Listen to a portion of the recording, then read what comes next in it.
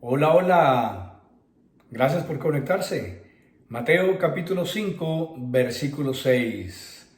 Bienaventurados los que tienen hambre y sed de justicia, porque ellos serán saciados. Palabras recogidas por el escritor Mateo, dadas por nuestro Señor Jesucristo. Estamos en la cuarta bienaventuranza, en la segunda parte. Y estamos estudiando evidencias del carácter de los ciudadanos del reino de los cielos. Hemos dicho dinero perdido, nada perdido. Salud perdida, algo perdido. Carácter perdido, todo perdido. Y vamos a hacer un repaso rápido de las bienaventuranzas y la ley. Algunos piensan que los reglamentos, las leyes, las demandas dadas en el antiguo pacto son más rígidas, más exigentes que las del nuevo pacto. Pero nos vamos a dar cuenta que no es así. Toda la Biblia es palabra del Señor. Jesús vino a cumplir la ley. Él no vino a abolirla. Él no vino a invalidarla. El propósito de la ley, de la Torá, recordemos que Torá no solamente se traduce como ley, sino una mejor traducción sería instrucción. El propósito de la ley es darnos a conocer quién es Dios, su carácter, cómo es Él. ¿Para qué? Para que toda boca orgullosa se cierre y toda lengua confiese que Jesús es el Señor, pero también que toda boca nacida de nuevo confiese que la salvación es por gracia mediante la fe. Una pregunta: ¿cuántas leyes invalidaron, se pasaron por alto, violaron a Adán y Eva? Una, solo una. Y entonces ustedes creen que Dios dijo, bueno, como no cumplieron una sola, ahora les voy a dar las 10 palabras, conocidos también como los 10 mandamientos o los 613 mitzvot, para fastidiarlos. No, ese no es el Dios de la Sagrada Escritura. Escuchemos a Jesús lo que dice allí mismo, en el capítulo 5 del Evangelio según San Mateo. Dice el verso 21 y 22... Oísteis que fue dicho a los antiguos, no matarás, y cualquiera que matare será culpable de juicio, pero yo, Jesús el Señor, pero yo os digo que cualquiera que se enoje contra su hermano será culpable de juicio. ¿Qué es más difícil? Versículo 38 al 42. Oísteis que fue dicho, Jesús está refiriéndose al antiguo pacto, ojo por ojo, diente por diente. Pero yo, el Señor, Jesús, os digo, no resistáis al que es malo. Antes, a cualquiera que te hiera en la mejilla derecha, vuélvele también la otra. Y al que quiera ponerte a pleito, quítale la túnica. Déjale también la capa. Y a cualquiera que te obligue a llevar carga por una milla, ve con él 2. Al que te pida, dale. Verso 43 y 44. Oísteis que fue dicho, amarás a tu prójimo y aborrecerás a tu enemigo. Pero yo, el Señor Jesús, os digo, amad a vuestros enemigos, bendecid a los que os maldicen, haced bien a los que os aborrecen y orad por los que os ultrajan y os persiguen. Hasta aquí las palabras de Jesús el Señor. ¿Qué pensáis?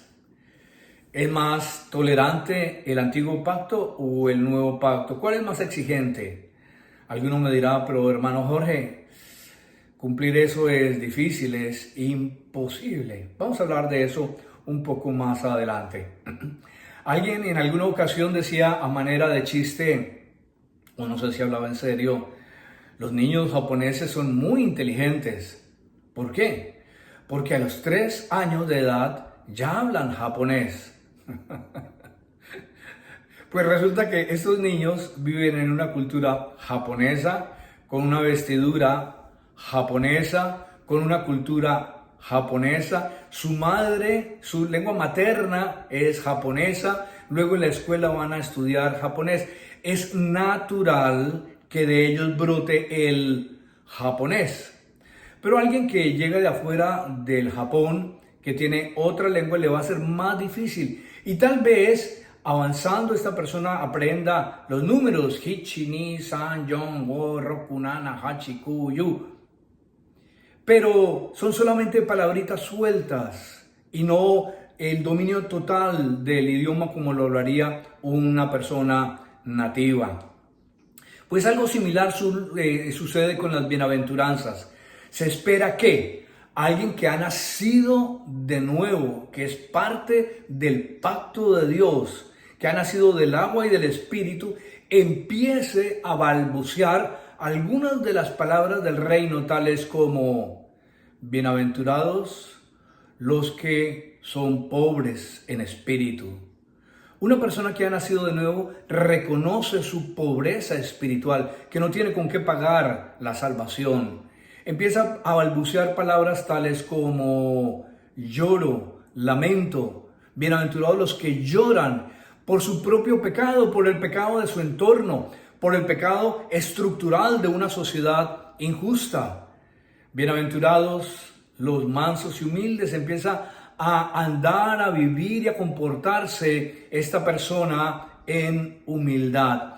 Todo creyente, toda persona que ha recibido a Jesús como Rey, como Señor, como amo absoluto de su vida, ya tiene en su DNA, ya está cableado con las bienaventuranzas, porque Jesús es nuestro Macarios, Jesús es nuestra bienaventuranza. Y es como un bebé, decíamos, que cuando nace no se le ve la dentadura, pero a medida que va madurando empiezan a vérsele los dientes. De igual manera las bienaventuranzas. La idea es que poco a poco empecemos a desarrollar esto que el Señor ya ha colocado en nosotros. Volvamos a Mateo capítulo 5. En Mateo 5, como lo acabo de decir, Jesús es nuestro Macarios.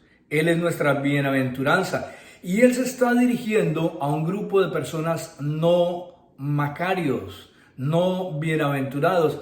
¿Y por qué no eran bienaventurados? Bueno, básicamente por dos razones. Primero, porque estaban alejados del Dios de pacto, del Dios creador, del Dios de Abraham, de Isaac y de Jacob. Pero en segundo lugar, porque en ese momento, en el siglo I, donde Jesús está empezando a desarrollar su ministerio, el pueblo judío estaba bajo el yugo romano. Entonces había pobreza, había hambre, había sed y no había libertad, no había justicia. Entonces, estas palabras de Jesús que Él dice en el Sermón del Monte van dirigidas a los desposeídos del sistema económico, del sistema social, del sistema político, del sistema religioso, del sistema espiritual.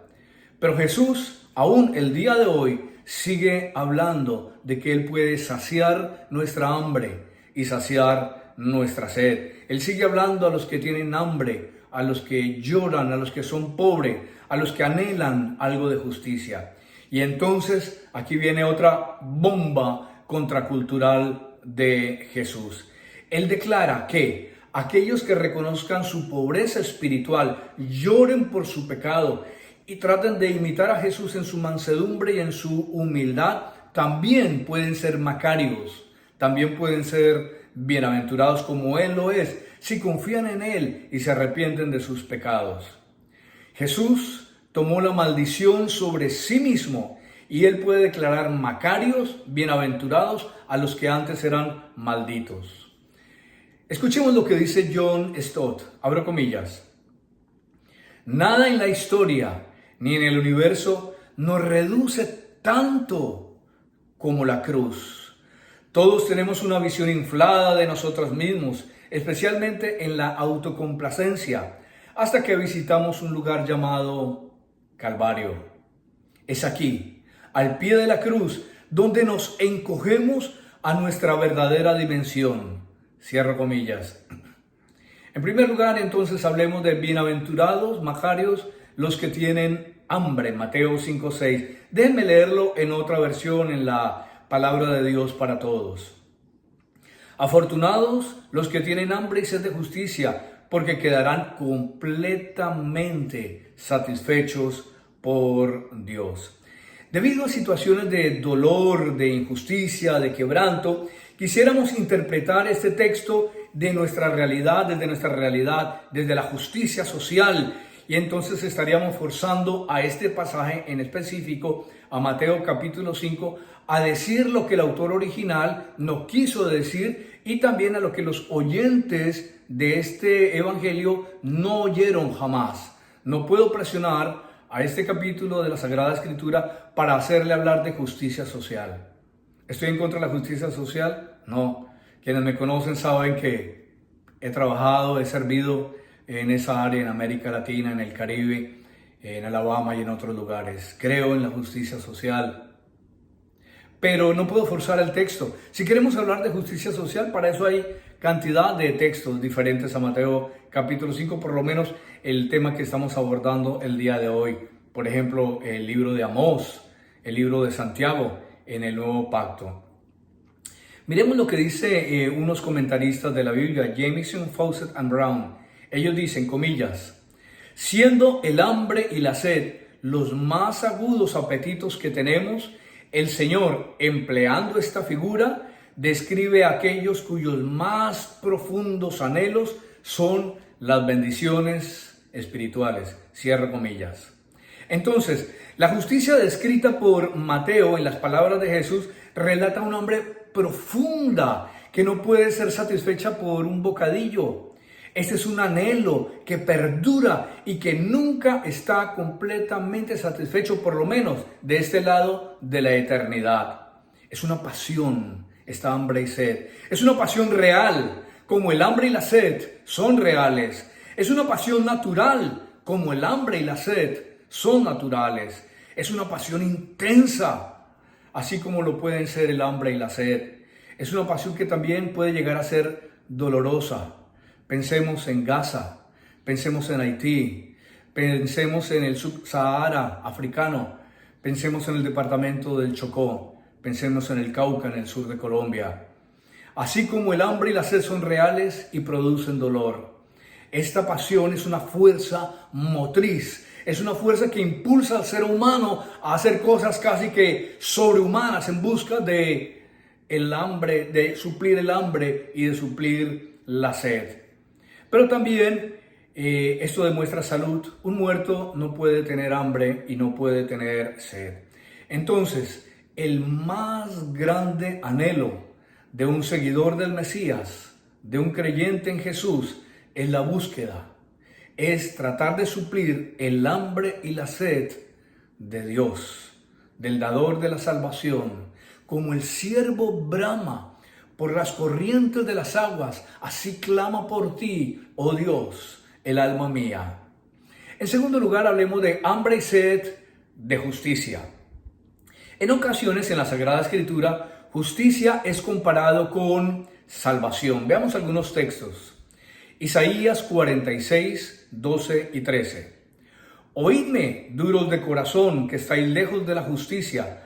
Haré que se acerque mi justicia, no se alejará, y mi salvación no se detendrá. Y pondré salvación en Sión y mi gloria en Israel. Otro texto, Isaías 56, 1. Así dijo Jehová, guardad derecho y haced justicia, porque cercana está mi salvación para venir y mi justicia para manifestarse.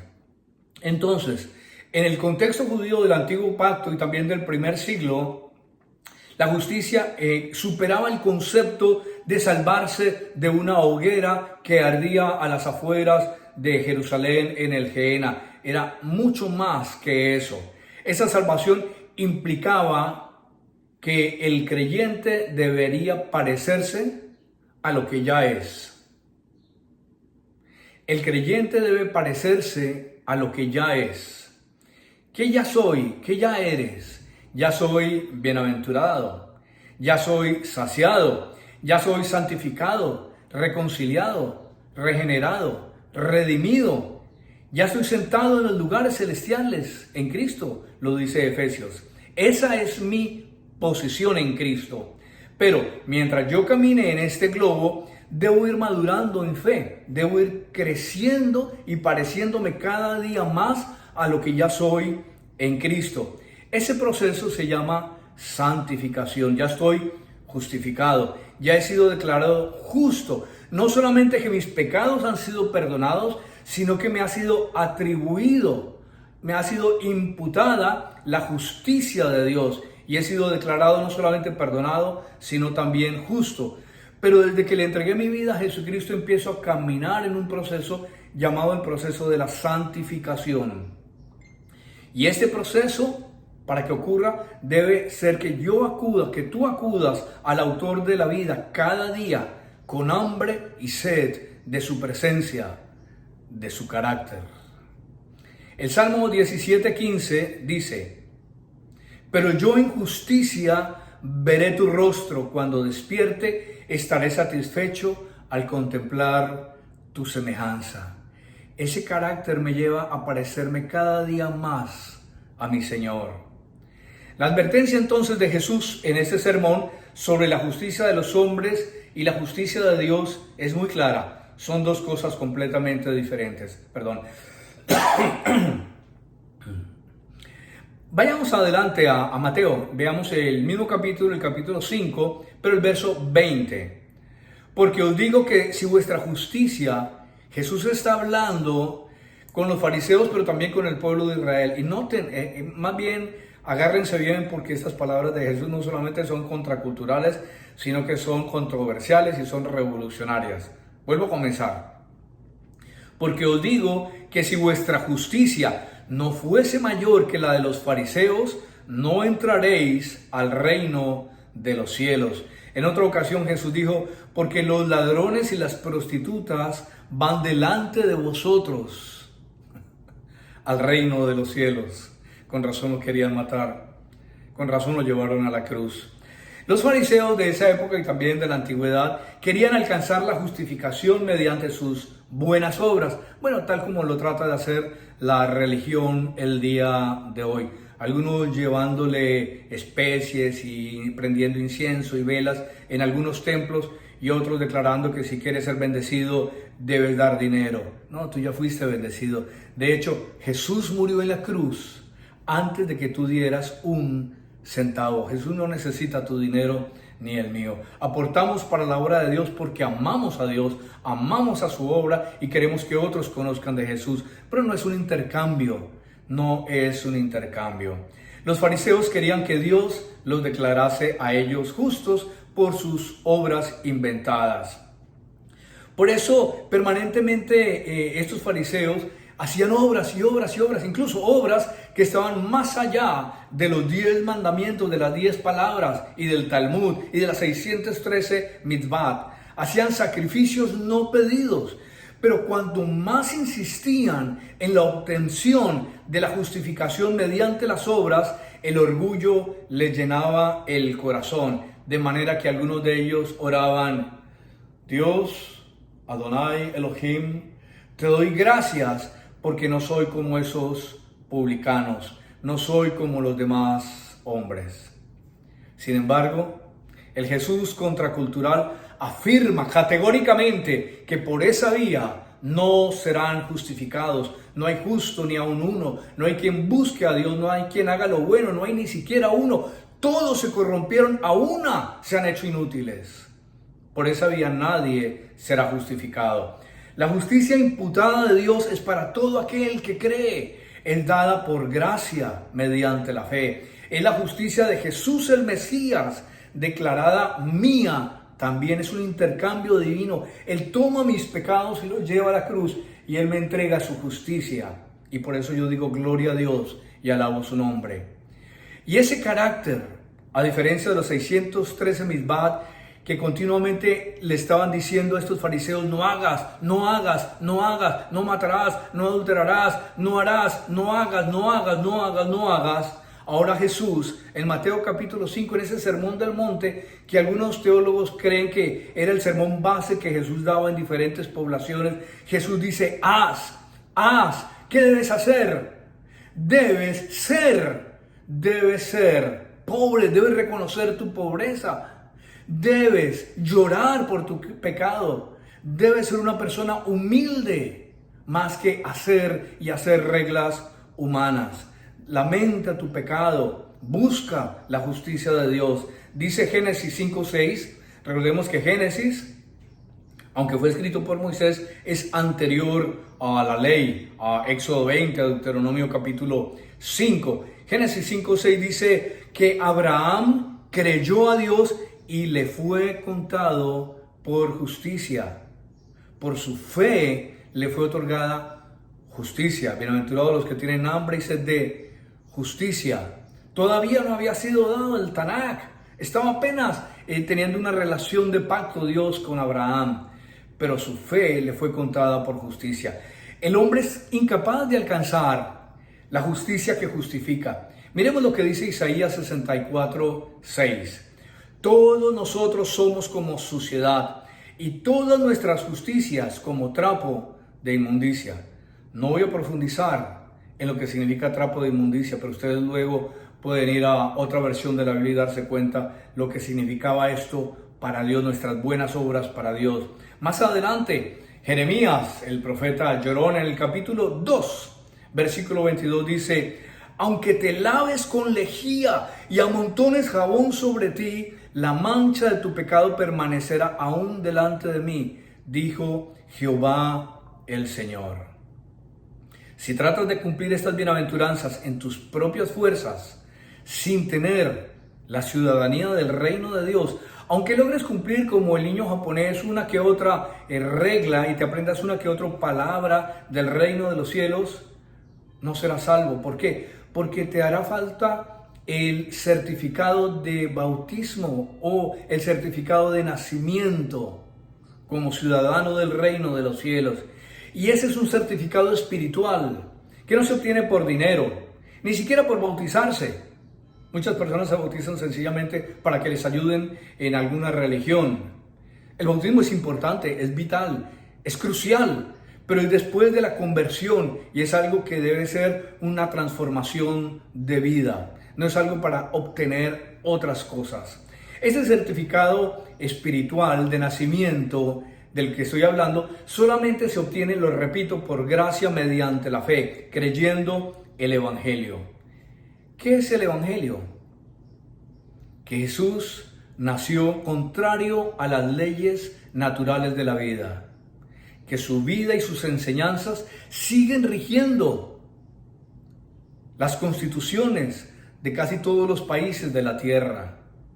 Que su muerte sacrificial y vicaria en la cruz del Calvario fue revolucionaria. Murió el justo por los injustos. Y que al tercer día Él resucitó, se levantó de los muertos y se apareció a muchísimas personas, en una ocasión a más de 500 que lo estaban esperando. Pero Jesús también regresará por segunda vez a juzgar a vivos y a muertos. Él está listo para regresar por aquellos que le aman y le obedecen. La pregunta obvia entonces es: ¿y cómo puedo alcanzar esta justicia cuando ya he aceptado que tengo hambre y sed de justicia? Quiero ser justo. Esta hambre y sed no es que los demás sean justos conmigo, sino que yo quiero ser justo como lo es Dios. Por medios humanos, es imposible alcanzarla. En tercer lugar, digamos que para ser saciados, para obtener esta justicia, debemos ser como Cristo. Pero por nuestros propios medios, ya lo he venido diciendo, no podemos. Bill Bright, el fundador y presidente de la Cruzada Estudiantil y Profesional para Cristo, CRU, decía lo siguiente: la vida cristiana no es difícil de vivirla, es imposible de vivirla. Y añadía él: y la única manera de vivirla es dejar que Cristo viva Él su vida. Solamente Cristo puede ser como Cristo, y que Él viva su vida resucitada en y a través de mí. Cuando Jesús se estaba despidiendo de los apóstoles allá en Juan 14 y en Juan 16, les decía: les conviene que yo me vaya. Y cuando yo me fuere, les enviaré el Ruach HaKodesh, el Espíritu de Santidad, para que esté con ustedes para siempre. Él hablará de mí a ustedes. Él los convencerá de pecado, de justicia y de juicio. Él los guiará a toda verdad. Él los llenará con su poder, con su presencia. El Espíritu Santo vivirá su vida resucitada a través de ustedes. En Juan 16, 7 dice que no solamente el Espíritu Santo haría todo esto, sino que también el Espíritu Santo nos consolaría. De hecho, se le conoce también a Él como el Consolador. Para sorpresa de muchos, el Espíritu Santo no vino para decirte, eres un campeón. No vino para decirte, siembra, siembra, siembra. No vino para decirte, como dice una canción popular, todo va a estar bien, todo va a estar bien. Mentira. O decreto prosperidad sobre mi vida. Mentira. El que quiera vivir piadosamente, sí dice la Escritura, padecerá persecución. Y en otras las bienaventuranzas, el Señor va a decir, bienaventurado seréis cuando por mi causa os persigan. Eso es lo que promete Jesús. El Consolador entonces viene a convencer al mundo de pecado, de justicia. Bienaventurados los que tienen hambre y sed de justicia y de juicio. Eso es amor. El Espíritu lo primero que va a hacer es hablar a tu conciencia y a la mía, mostrándote tu pecado, tu injusticia y tu maldad. Si no fuera así, no te arrepentirías y no serías salvo. Y entonces no podrías ser consolado. No tenemos vida eterna por asistir a reuniones religiosas, ni por dar dinero, ni por repetir la oración que está en un folleto, ni por cantar algunos salmos. Los fariseos en realidad hacían esto y más. Pero Jesús no quiere que ninguno se pierda, sino que todos procedan al arrepentimiento. Nadie se salva por ser justo, pero somos salvados para hacerlo. Repito, nadie se salva por ser justo en sus propias obras, pero somos salvados para hacerlo. Termino con esto, Juan capítulo 7, versículo 37 al 39. En el último y gran día de la fiesta, Jesús se puso en pie y alzó su voz diciendo, si alguno tiene sed, venga a mí y beba. Hambre y sed, venga a mí y beba. El que cree en mí, como dice la Escritura, de su interior correrán ríos de agua viva. Esto dijo del Espíritu que habían de recibir los que creyeran en Él, pues aún no había venido el Espíritu Santo, porque Jesús aún no había sido glorificado. Noten bien que los verbos de este texto todos están en presente. Hoy, si tienes sed, ve a Jesús. Si hoy tienes hambre, ve a Jesús. Si tienes hambre y sed de justicia, Él te va a saciar. Y si nunca antes has tomado la decisión de entregarle tu vida a Jesucristo, el día de hoy lo puedes hacer.